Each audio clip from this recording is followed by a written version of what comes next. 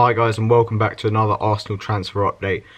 Last week I did two videos, one saying Jack Wilshere is leaving Arsenal, which is happening, and the other one saying how we've basically completed the deal for Leno and Torreira. Then we did actually announce the deal for Leno the same day, and Torreira, the reports coming in the last few days that deal has actually happened. He just needs to go to London after Uruguay knocked out the World Cup and take the pictures and do his sort of media work, the initial interview.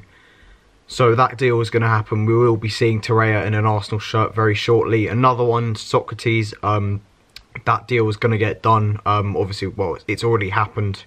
Some reports coming out recently that the deal isn't really finalised, but it is. He's signed, he's taken the pictures, he's done all that media work, he's been pictured in an Arsenal shirt. It's just about the official announcement, which can only happen, which shout out to a guy who left the comment telling me what actually the reason is behind him having to be announced on the 1st of July.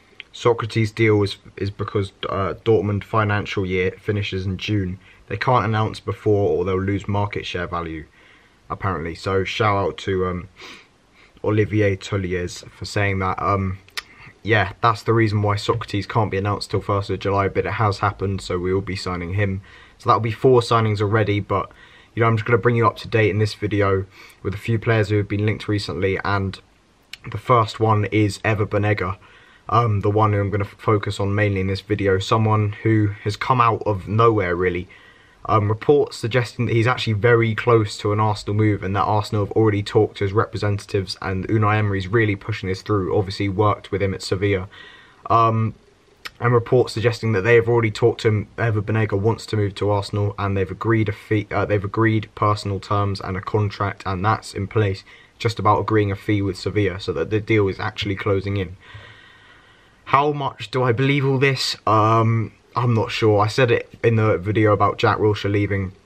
We've lost Jack Wilshere obviously, but now we've got Ramsey, Xhaka, El Neni, Torreira, and then Maitland-Niles will be coming in more maybe, and Alex Iwobi maybe dropping deeper. So I didn't think we needed necessarily another player, but you could look at it and say Wilshere and Cazorla are both very creative players. We don't really have anybody else in the same mould. Maybe Ozil, but he's more of a number 10. I'm talking about slightly deeper lying playmaker. And yeah, Banega is in sort of that mould, very creative, plays not as a number 10, but as I said, a bit deeper, but very good passing range.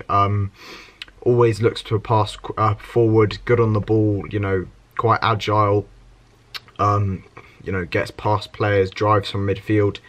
But it's more about his ability to manoeuvre out of tight situations, kind of like a Jack Wilshere or Santi Cazorla. So maybe we could be going in for him, but I feel like the link has just been sort of manufactured by, the press, some sort of media outlets, just because he played under Emery.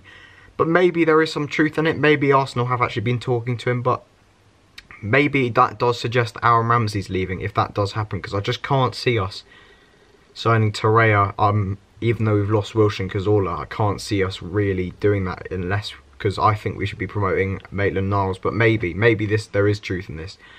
Tell me what you think in the comments. Do you think he would be a good signing? Do you think this is absolute rubbish? We'll have to wait and see in the next few weeks. But another player I want to talk about is Alexander Golovin.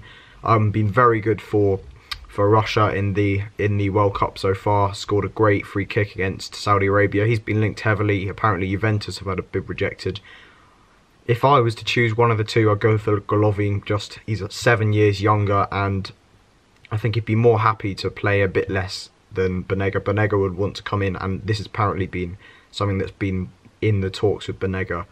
A bit of a debate over whether he'll be getting game time regularly, and apparently Arsenal can't necessarily guarantee him that. I think Golovin would potentially come in and be willing to have a bit less game time, and we could develop him, and he's a very good player. He looks like a very good player anyway.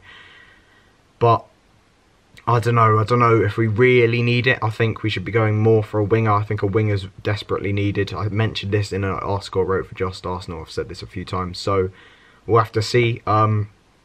But yeah, there's not much else going around. We'll be linked with, Christian Pavon from Boca Juniors, Lozano, the Mexico winger.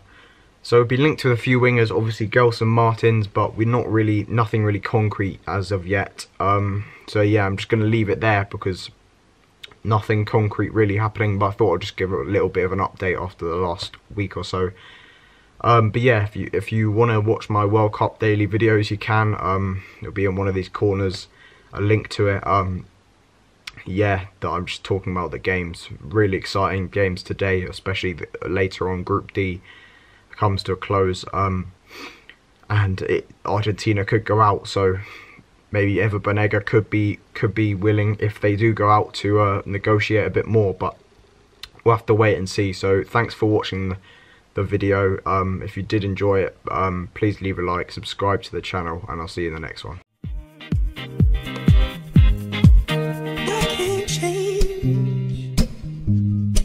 Even if I tried, even if I wanted to, and I can't change. Even if I tried, my love, my love, my love, she keeps me warm. She keeps me warm. She keeps me warm.